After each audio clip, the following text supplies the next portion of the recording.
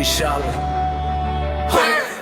কীর্তন খোলা নদীর বুকে ভাসে সাদা লঞ্চ, রাতের আলো ঝলমলে রয়্যাল টাচ।